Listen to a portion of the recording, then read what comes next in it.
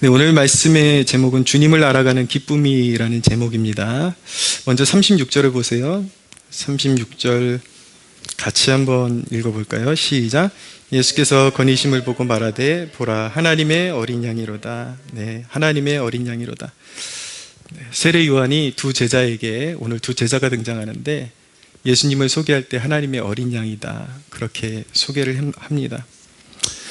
먼저 여러분 이 어린 양을 도남에 있어서 이 강단이 어떤 곳인지를 조금 여러분들에게 좀 설명해 드리고 싶습니다.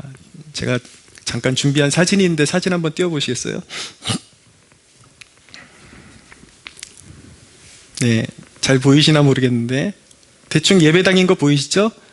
네, 여기가 어디냐면 이란에 있는 한 예배당으로 알려져 있습니다. 네, 이제 올리셔도 돼요. 네. 이 강단이 어떤 곳이냐면 이제 사람들의 죄를 깨닫게 해주고 아주 복음이 원초적으로 선포되게 되면 사람의 심기를 굉장히 불편하게 하게 만들게 되어 있습니다. 그래서 저기는 물론 이제 이슬람 세력권이기 때문에 그런 일이 더 심하기도 한데 저 교회의 목회자가 무려 6명이 암살을 당합니다. 예, 설교하다가 총 맞고 근데 그런 와중에 포기하지 않고 지금 7번째 목사님이 자기가 총 맞을 각오하고 설교하고 있어요. 근데 오히려 성도수가 그런 암살 사건이 일어나면은 성도수가 줄어나는 게 아니라 몇십 명에서 시작했다 지금 400명까지 성도가 죽으면 죽으리다라는 마음 가지고 이제 지금 교회가 계속해서 성장하고 있습니다. 설교단은 여러분들이 이 사회 문화에 젖어서 교회라는 곳은 하나의 어떤 문화 활동이나 그런 어떤 자기의 어떤 그런 하나의 번외로서 취미 활동 같은 그런 이미지로 굳어져 가고 있는데 사실은 죽느냐 사느냐 하는 문제 가지고 다루는 곳이 이 강단입니다. 저는 이 교회를 세울 때에 절대 이 강단에서 말장난하지 않겠다. 예, 복음으로 안 되면 차라리 교회 문 닫겠다. 그런 이제 각오로 교회를 열었거든요. 근데 복음이 선포되어지면은 둘 중에 하나의 반응이 일어나게 되어 있습니다. 죄를 깨닫고 회개하거나 아니면 설교자를 향해서 이를 갈거나 그런 일들이 벌어지게 되어 있습니다. 그러니까 제가 여러분들한테 여기서 막 죄에 대해서 지적하고 이런 것이 근데 여러분들 단어 토막토막 들으면 되게 거슬리고 마음 상하고 그럴지 모르겠어요. 근데 한번 냉정하게 말을 조합해 보세요. 무슨 말을 하고 있나 설교자가. 그 거슬리는 말을 하나하나 조합해 보면 하나님이 미치도록 여러분들을 사랑하고 있다는 것을 말씀하고 있는 것입니다.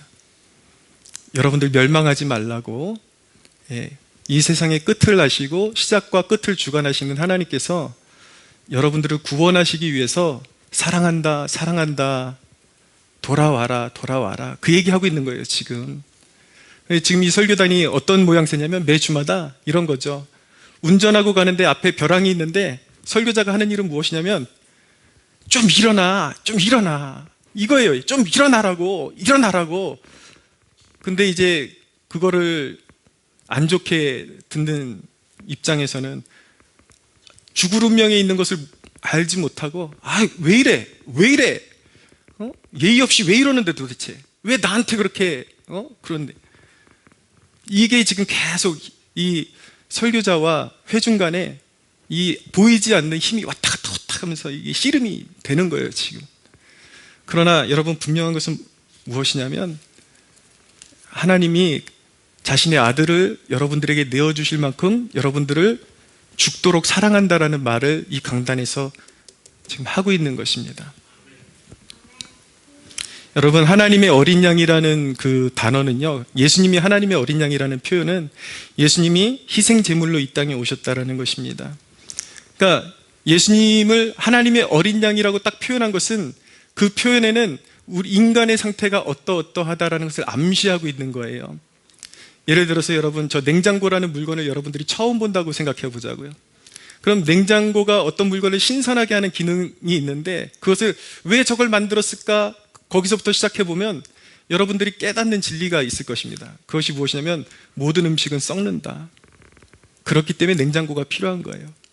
왜 성경이 하나님의 어린 양을 타이틀에 걸고 있냐면 거기에는 저와 여러분의 심각한 영적인 상태에 결함이 있다는 것을 이야기해 주고 있는 것입니다. 모든 음식물이 썩는 것처럼 인간의 존재도 썩어가고 있다는 거예요. 행복한 것 같죠?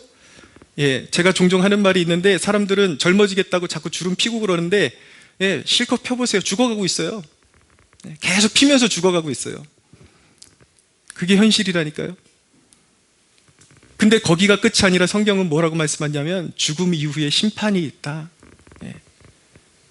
그렇기 때문에 그런데 하나님은 심판받아 마땅한 죄인들을 위해서 자기 아들을 십자가에 내어주셔서 피 흘려주셨다.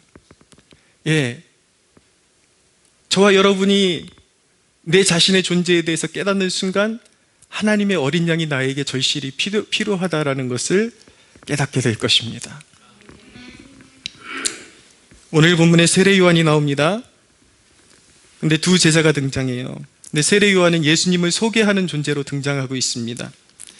세례 요한은 아주 탁월한 선생이었습니다. 그런데 제자들을 향한 그의 가르침이 완전해지는 때가 언제냐면 제자들을 끌어서 그리스도께로 인도하는 그 순간 세례 요한의 가르침은 완전해질 수 있었습니다. 저는 이 시대에 많은 영혼들을 주님께 접붙여주는 그런 사람이 그립습니다. 저의 신앙이 우여곡절이 많았고 중간에 방황도 많이 했지만 제가 이렇게 가만히 생각해 보면 과거에 저를 붙잡아 주었던 사람들의 노고가 헛되지 않다라는 것을 깨닫게 됩니다.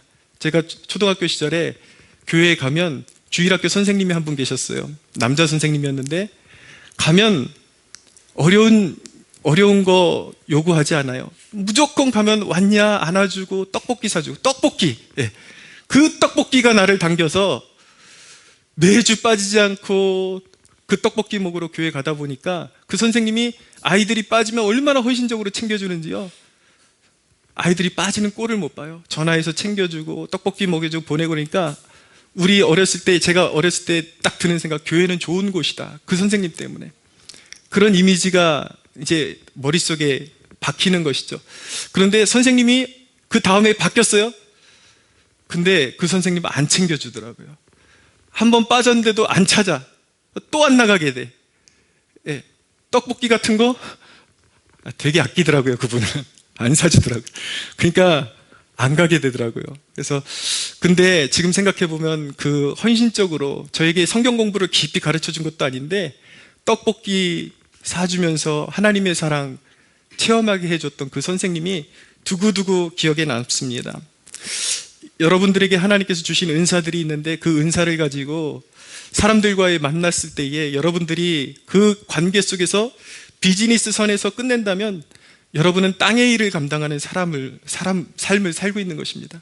그러나 여러분들에게 주어진 모든 은사를 통해서 그들을 그리스도께로 이끌어 갈 수 있다면, 가는 삶을 산다면 여러분은 하늘에 속한 삶을 살고 있는 것입니다. 할렐루야.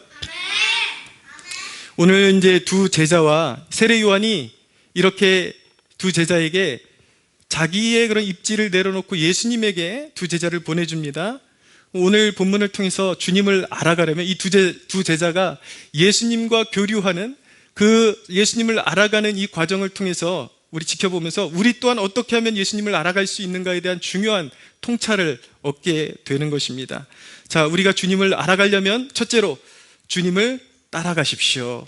주님을 따라가야 하는 것입니다. 두 제자가 예수님을 따랐습니다. 37절을 보십시오. 37절 함께 읽어보겠습니다. 시작. 두 제자가 그의 말을 듣고 예수를 따르거늘. 예수님을 잘 모르시잖아요. 방법은 따라가는 것입니다. 다 알고 따라가는 것이 아니에요. 따르기로 여러분이 마음에 결정하고 따라가면 기독교는 이론의 종교가 아니라 살아계신 하나님에 관한 진리인 것입니다. 예수를 따르기로 결단하면 성령 하나님께서 우리의 마음을 비추셔서 어두운데 빛을 비추어 주듯이 빛을 비추어 주셔서 하나님에 대해서, 예수님에 대해서 더 많이 알 수 있도록 길을 열어 주십니다. 근데 우리는 그냥 맹목적으로 따라가는 것이 아니라 따라가면서 질문을 던져야 돼요. 무엇인가? 38절을 보십시오. 38절에 한번 같이 읽겠습니다. 시작. 예수께서 돌이켜 그 따르는 것을 보시고 물어 이르시되 무엇을 구하느냐? 이르되 라삐여 어디 계시오니까. 거기까지요. 자, 예수님께서 따라오는 두 제자에게 무엇을 구하느냐라고 질문하십니다. 여러분들도 이와 같이 항상 스스로의 마음 가운데 질문하십시오. 여기에 오셔가지고 나와가지고 그냥 맹목적으로 앉아있으면 예배가 일어나지를 않습니다. 질문을 던지셔야 돼요. 무엇 때문에 내가 여기 있어야 하는 것인가? 나는 무엇 때문에 여기 존재하기로 결정했는가? 여러분, 우리에게는 구원의 능력이 필요합니다. 여러분에게는 구원의 능력이 필요해요. 여러분에게는 항상 여러분들을 발걸음마다 도우시는 하나님의 보살핌이 필요합니다. 할렐루야. 아멘. 여러분,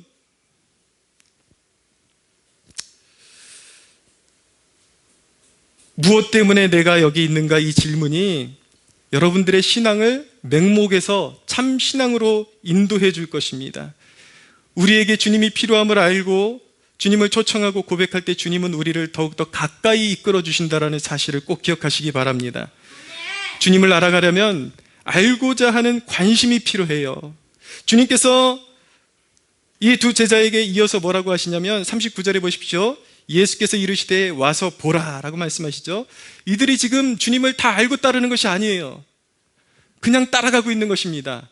예수님께서 뭐라고 하시냐면 와서 보라, 직접 경험해 보라는 거예요. 관찰해 보라는 것이죠. 예수님을 잘 몰라도 괜찮습니다. 관심을 가지면 됩니다. 많은 사람들이 오해를 하고 그렇게 이야기하는 경우들을 듣습니다. 나는 성경의 이 방대한 내용을 다 깨닫지 못해요. 이해할 수 없어요. 알지 못해요. 그리고 설교도 어렵게 느껴져요. 모든 것이 제게는 생소해요 라고 그렇게 말하는 사람들이 있습니다. 그러나 여러분들 스스로의 마음 가운데 그렇게 어렵게만 생각하지 말고 이런 질문을 던져보십시오. 주님은 어떤 분이신가요? 주님은 살아계시다라고 말씀하시는데 주님은 어떤 분이신가요? 라는 질문에 접근하는 순간 이미 그 질문을 던지는 순간 많은 것들이 열리게 됩니다. 여러분, 진리는 생각보다 단순합니다. 매주 설교단에서 다양한 말씀이 설교되고 있는 것 같은데 자꾸 듣다 보면 겹치는 것이 있어요. 그 겹치는 것이 바로 진리인 것입니다. 무엇입니까? 예수가 그리스도이시다. 할렐루야. 예수가 구원자이시다. 그분을 붙들면 산다는 얘기를 여기서 이렇게 얘기하고 저렇게 얘기하고 계속 그렇게 얘기하고 있는 거예요. 어려운 것이 아니에요. 사랑하는 여러분, 어떤 생소한 분야에 대해서 알아간다라는 것이 그렇게 어렵기만 한 일이 아니라는 것을 경험하게 됩니다. 제 아이가 군인에 대해서 굉장히 관심이 많아요. 전투기, 탱크 이런 거에 대해서 관심이 많아서 아빠한테 하도 그런 것들을 물어보니까 제가 알아야지 대답해 주잖아요.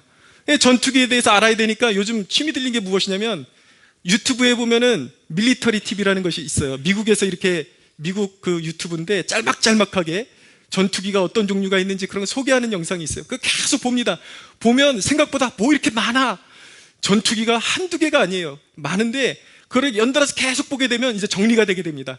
거기서 해답이 하나 나오는데 세계 최고의 전투기는 F-22 랩터구나. 이것을 알게 됩니다. 그리고 탱크 잡는 전투기가 있어요. 그것은 A-10이라 그러대. 탱크 잡는 전투기 있고 핵무기 갖다 나르는 전투기 있고 또 뚱뚱해가지고 B2라고 막 폭탄 갖다가 쏟아붓는 전투기 있고 무엇이 그런 정보를 알게 해주는가? 관심을 갖는 거예요. 그리고 계속 듣다 보면 관심을 가지고 듣다 보면 겹치는 부분이 있는데 그것이 바로 나에게 진리가 되는 것입니다. 할렐루야. 여러분, 성경에 여러분들이 주님을 잘 이해를 못한다면 여러분들이 성경을 읽다 실패하고 자주 그러잖아요. 반복하잖아요. 그렇지만 그래도 한번 노력해 보십시오. 틈나는 대로 성경의 일부분이라도 특별히 잘 모르시는 분들이 있다면 신약 성경부터 부분적으로라도 계속 읽어보는 거예요. 틈나면. 그리고 경건서적도 좋은 경건서적들을 소개받아가지고 다 읽지 못해도 괜찮습니다. 부분적으로 한번 읽어보십시오.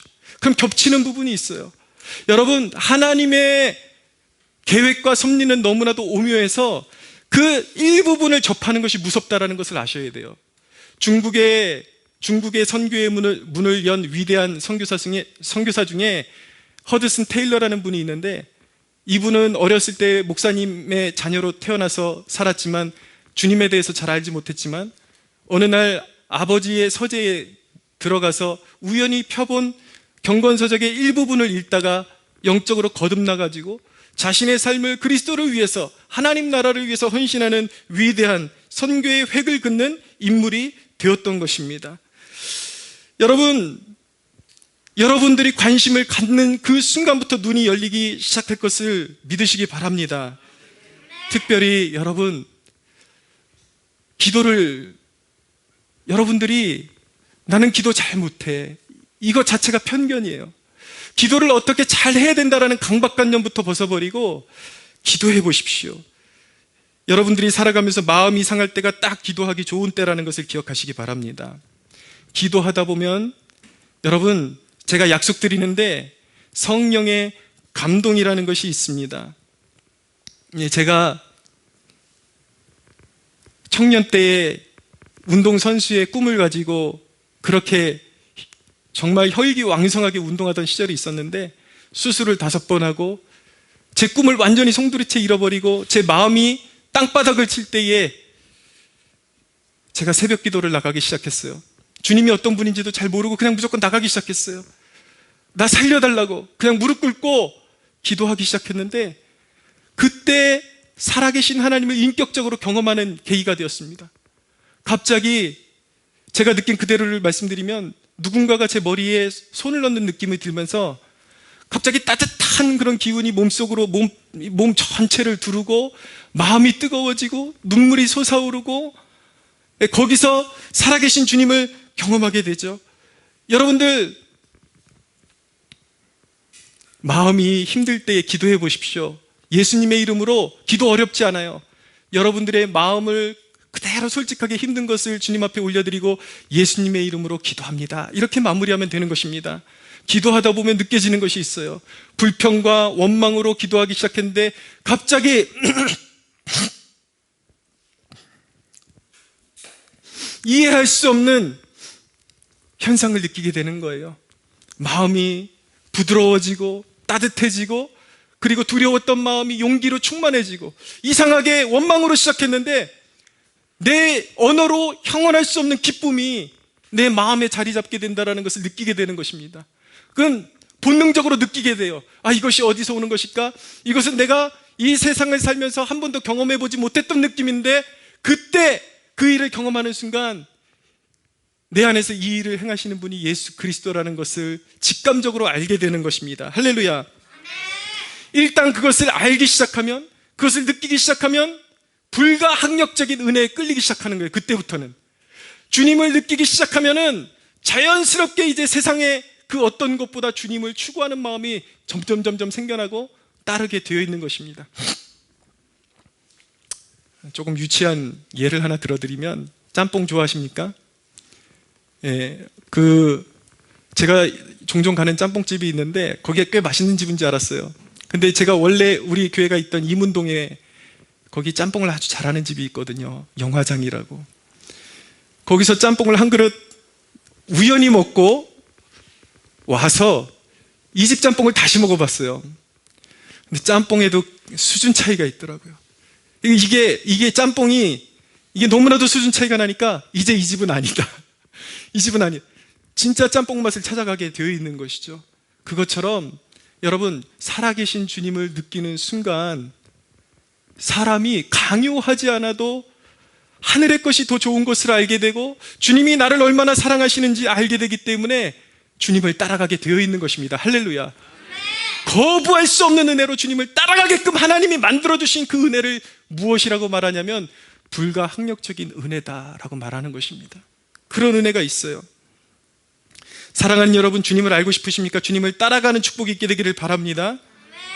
두 번째, 주님을 알아가는 일에는 오해도 존재합니다. 많은 사람들은 주님을 알아가기 위해서 거룩한 장소와 시간이 필요하다고 생각합니다.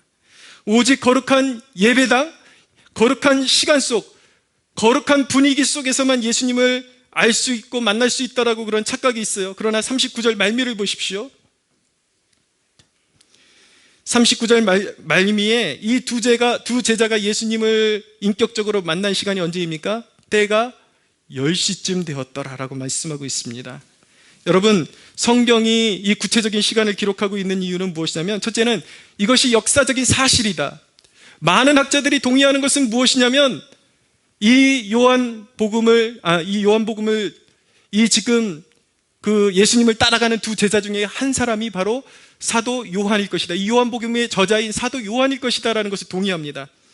그리고 이렇게 구체적으로 시간을 밝히는 이유는 무엇이냐면, 바로 주님과의 만남이 이루어지는 그곳이 바로 예배당이나 설교 시간에만 한정된 것이 아니라는 것을 보여주고 있는 것입니다. 우리 주님은 멀리 계신 분이 아니에요. 우리가 살고 있는 평범한 공간 속으로 우리의 믿음 안에서 찾아오시는 분이십니다. 할렐루야. 물론 주일 성수가 중요하죠. 하나님께서 정하신 방법대로 주님을 추구하고 믿는 것 중요합니다. 왜 우리가 주일에 모이는 것입니까? 주님께서 무덤에서 일어나신, 죽은 지 3일 만에 무덤에서 일어나신 안식 후 첫날, 주일은 예수님이 부활하신 날을 기념하는 날이에요. 예수님께서 무덤 문을 열고 나오신 날이 바로 주일이기 때문에 이것이 기독교의 성일이 되어서 우리를 구속하신, 십자가를 지시고 부활하신 예수님을 예배하고 그분의 하나님을 예배하는 날로 정한 것이 바로 주일 성수인 것입니다. 그렇기 때문에 주일 성수 시간을 떼어서 하나님 앞에 드리고 모이는 것이 성도에게 굉장히 중요합니다. 이것은 거룩한 백성들에게 부여된 의무인 것이죠. 그러나 여러분이 개인적으로 주님을 만날 수 있는 시간은 외딴 곳이나 어떤 특별한 시간이 아니라 바로 평범한 일상의 10시라는 사실을 기억하셔야 하는 것입니다. 평범한 10시, 평범한 9시, 평범한 8시, 24시간 모두가 주님은 마음을 열고 우리를 기다리고 계시다라는 사실을 기억하셔야 하는 것입니다. 이곳에 계신 초신자들에게 권면합니다. 어려운 일이 생길 때에 기도하십시오. 기도해 보십시오.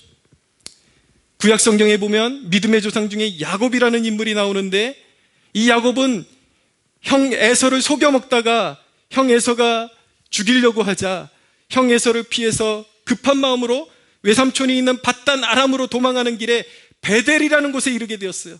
거기서 상한 마음으로 하나님 앞에 도움을 구하다가 잠들게 되었는데, 거기서 꿈으로 환상이 열리게 되는 것을 보게 되는데, 거기서 하나님의 사자들이 야곱이 있는 그 자리에서 하늘과 땅이 연결돼서 오르락 내리락 하는 그 환상을 보면서 야곱이 깨달은 것은 무엇이냐면, 여호와께서 과연 여기 계시거늘 내가 알지 못하였도다 라고 고백하는 것입니다.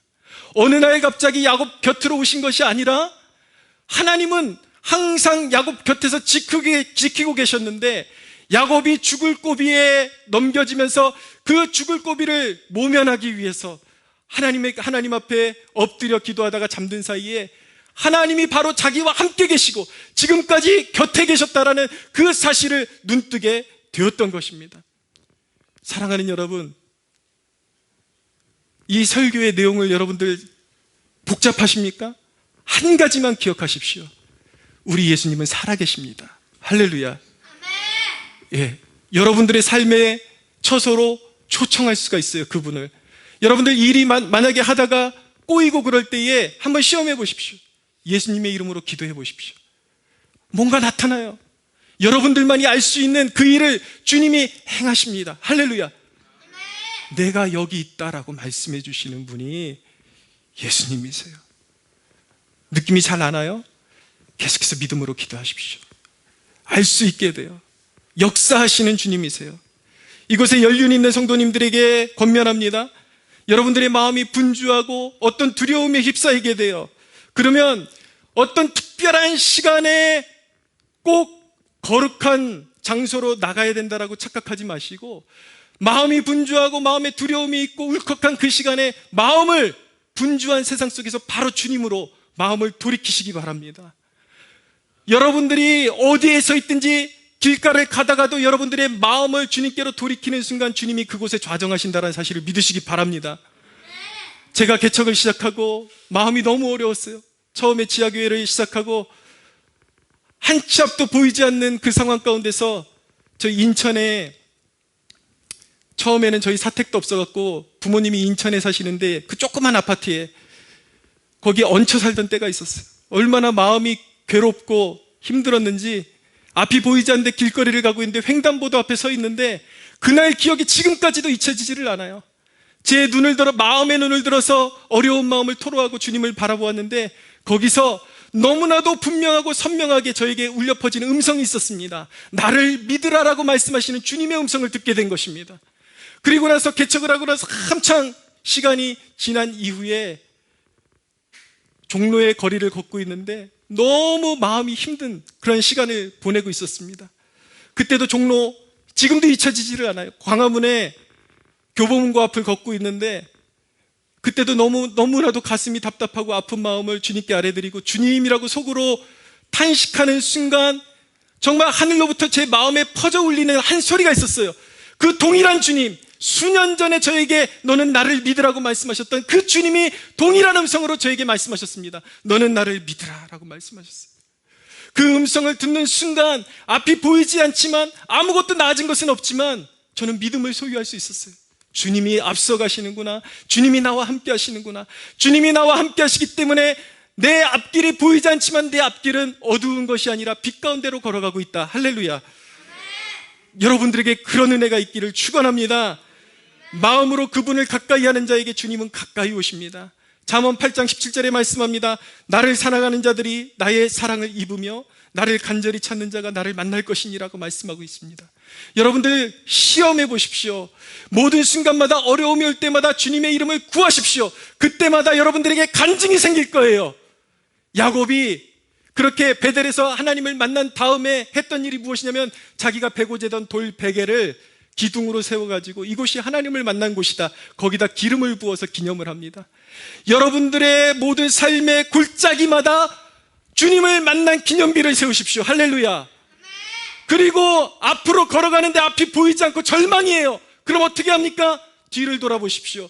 여러분들의 발자취 하나하나마다 세워져 있는 주님이 여러분들 삶 가운데 역사하신 그 기념비를 보고 이렇게 믿으시기 바랍니다.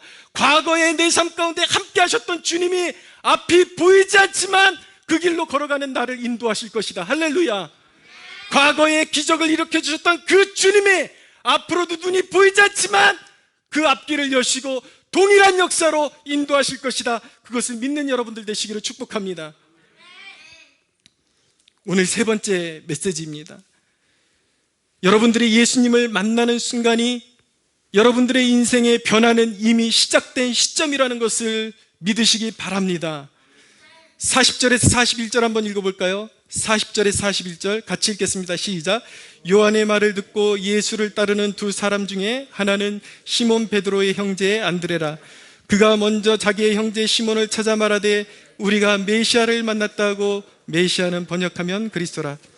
이 두 제자가 요한으로 추정된 한 인물, 그리고 또 한 인물이 안드레인데, 이 안드레는 기독교 역사에 그렇게 큰 획을 그은 사람은 아니에요. 그렇지만 안드레가 전도한 사람이 누구냐면 그의 형제 베드로였습니다. 베드로는 기독교 역사에 위대한 족적을 남겼던 사람이었습니다. 그것을 다시 거꾸로 말하면 꼭 위대한 일을 해야만 위대해지는 것은 아니라는 것을 알게 됩니다. 안드레의 위대함이 어디 있습니까? 자신의 약함을 가지고 있지만 자신의 형제를 주께로 인도함으로 말미암아 기독교 역사에 큰 공헌을 했다라는 데 그의 의미가 있는 것입니다. 안드레가 자기 형제 베드로를 만나자마자 한 일이 무엇인가? 한 말이 우리가 메시아를 만났다라고 말했던 것입니다. 얼마나 단순한 고백입니까? 여러분, 지금 강단에서 설교되는 것들 너무나도 간단한 말을 반복하고 있는 것입니다. 바로 이 말을 반복하고 있는 거예요. 죄로 인해서 인류가 멸망하게 되었다. 그리고 예수가 메시아다. 예수를 믿는 순간 그분이 우리를 책임지시고 구원하시고 이끌어 주신다라는 것을 계속 반복하고 있는 것입니다. 여러분, 전도는 학문적으로 하는 것이 아닙니다. 주변 사람들에게, 내 지인들에게 가서 내가 주님을 만났어.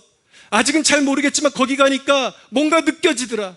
교회에 가서 말씀 듣다 보면 너도 주님을 만날 수 있을 거야. 이것이 전도인 것입니다. 할렐루야. 어렵게 전도하는 사람이 전도하는 거 아니더라고요. 제가 과거에 부천에서 목사 안수를 받고 청년들을 지도한 적이 있는데 전도 집회를 해봤어요. 그랬더니 거기에 꽤나 신앙이 있어 보이는 청년들이 전도하는 것이 아니라 너무나도 잊혀지지 않는 한 자매가 있었습니다. 그 자매는 어떤 자매냐면 일찌감치 공부를 때려치고, 그리고 이 미용실에서 일하면서 입술에는 꼭 뭐 잡아먹은 것처럼 항상 뭐 이렇게 두껍게 바르고 다니던 자매가 있어요. 얼마나 화장을 두껍게 하고 다니는지 마음속으로 편견이 있는 거예요. 저게 사람 될까? 저게 사람 될까? 근데 여러분, 전도 집회를 하니까 제가 깜짝 놀랐습니다. 지랑 똑같이 생긴 친구들 5명을 데려오더라고요. 할렐루야. 예. 여러분, 예수님께서 말씀하신 그 대목을 우리는 기억해야 하는 것입니다. 세리와 창녀들이 종교적으로 대단해 보이지만 진심이 없는 종교인들보다 세리와 창녀들이 먼저 하나님 나라에 들어갈 것이다라고 예수님께서 말씀하셨어요. 무엇이 중요한 것입니까? 겉으로 보여지는 것만이 중요한 것이 아니라 마음을 담은 진실. 여러분, 화석이 되는 그리스도인들 얼마나 안타깝습니까? 생명을 낳는 그리스도인들은 화석 같은 그리스도인들이 아니라 부족해도 연약해도 말씀 따라서 한마디라도 순종하려고 몸부림치는 그 순종의 마음을 지닌 자녀들이 바로 진정한 하나님의 자녀들이요 생명을 낳는 자녀들임을 믿으시기 바랍니다. 42절을 보겠습니다. 42절 같이 한번 읽어볼까요? 시작. 데리고 예수께로 오니 예수께서 보시고 이르시되 내가 요한의 아들 시몬이니 장차 게바라 하리라 하시니라. 게바는 번역하면 베드로라. 아멘. 안드레가 자기 형제 시몬을 데리고 왔는데 예수님께서 그 시몬을 보시고 하신 말이 무엇이냐면 이제 장차 너를 시몬이라 하지 않고 게바라 하리라고 말씀하셨어요. 그것은 무엇입니까? 지금 아무것도 아닌 이 시몬을 보면서 너의 자격이 아니라 내 능력으로 앞으로 너를 위대한 영혼들을 살리는 위대한 하나님의 사람으로 빚어갈 거야 라고 주님이 의지적으로 선언하시는 대목인 것입니다. 여러분, 어쩌면 이곳에서 말씀을 듣는 여러분들 가운데 나는 아직도 끊지 못한 죄악도 있고 자격이 안 된다라고 그렇게 속으로 되뇌이는 사람들이 있을지 모르겠어요. 그러나 주님이 요구하시는 것은 여러분들의 자격이 아니라 주님이 여러분들을 향해서 그렇게 말씀하셨다면 듣고 믿는 것입니다. 할렐루야. 나를 변화시키겠다고 말씀하시는 주님의 말씀을 아멘 듣고 믿는 것이에요. 주님의 말씀을 우리는 신뢰할 수 있는 근거가 무엇입니까? 하나님은 사람이 아니시기에 시건치 아니하신다는, 그분은 진실하신 분이시기 때문에 우리에게 약속하신 것을 반드시 이루십니다. 여러분, 번데기와 나비는 모양에 있어서 완전히 다른 존재 같지만 사실은 별개가 아닌 것입니다. 번데기가 언젠가 허물을 벗고 날개를 달고 도약하게 되는 것입니다. 기독교 역사에 보면 호색하고 방탕했던 어거스틴이라는 사람이 나중에 예수님을 만나고 기독교 역사의 가장 위대한 하나님의 사람으로 성자로 이름을 기록하게 됩니다. 여러분, 제가 청년부 시절에 교제했던 누님들하고 얘기 나눠보면 누님은 과거에 어떻게 사셨어요? 이런 거 물어보면 인상적인 한마디가 무엇이냐면 나도 옛날에 나이트클럽 가서 흔들고 놀았지. 그랬던 사람들이 다 예수 믿고 거룩해지고 하나님의 사람으로, 하나님께 귀하게 쓰임받는 사람으로 그렇게 변화되는 것입니다. 할렐루야. 그것이 바로 복음의 역사예요. 여러분이 주님을 믿는다면 그냥 믿고 따라가면 되는 것입니다. 예수는 준비하고 믿는 것이 아닙니다. 어느 정도 준비된 다음에 갈게요. 그러면 망하는 거예요. 주님이 하시는 말씀은 무엇이냐면 너의 부족함 내가 책임질 테니까 너는 손 떼고 네 인생에 손 떼고 믿고 따라와라고 말씀하시는 것입니다. 사랑하는 여러분, 우리가 주님께 내세울 것은 우리의 약함 외에는 어느 것도 내세울 것이 없다는 것을 기억하십시오. 우리의 약함 때문에 주님의 전능하심과 위대하심이 드러날 수 있다는 것을 기억하시기 바랍니다. 장차 게바라하리라. 여러분, 이 선언이 있어도 사람이 당장 변화되는 것이 아닙니다. 베드로가, 이 시몬이 진정 반석이 되고 게바가 되고 반석이 되고 기독교 역사의 위대한 하나님의 사람이 되기까지 얼마나 많은 시련과 어려움을 극복해야 하는지 아십니까? 꼭 기억하시기 바랍니다. 이런 놀라운 변화는 전능하신 주님의 계획 가운데 있고 주님이 반드시 이루실 것이라는 것을 믿으시기 바랍니다. 우리 교회를 향한 주님의 위대한 꿈이 있습니다. 그러나 그것을 우리는 믿음으로 취하는 것입니다. 그러나 우리가 특별한 행동을 한다고 그것이 이루어지는 것이 아니라 주님이 이루실 일들을 바라보면서 우리는 평범한 오늘 하루를 살아가는 것입니다. 여기 존재하는 것입니다. 예배하고 주님을 알아가기에 힘쓰고 주님의 말씀, 주님께서 내게 약속하신 것을 믿음으로 한 발자국씩 따라가는 것입니다. 할렐루야. 여러분, 오늘 말씀을 의지해서 여러분들을 축복합니다. 장차 여러분들의 삶 가운데 복이 있을지어다. 하나님의 복이 있을지어다. 예수님의 말씀이 여러분들의 삶 가운데 이루어지게 될지어다. 사랑하는 여러분, 방황하지 말고 주님만 믿고 따르기로 결단하는 여러분들 되시기를 예수 그리스도의 이름으로 축원합니다. 우리 하나님께 영광의 박수 올려드리겠습니다.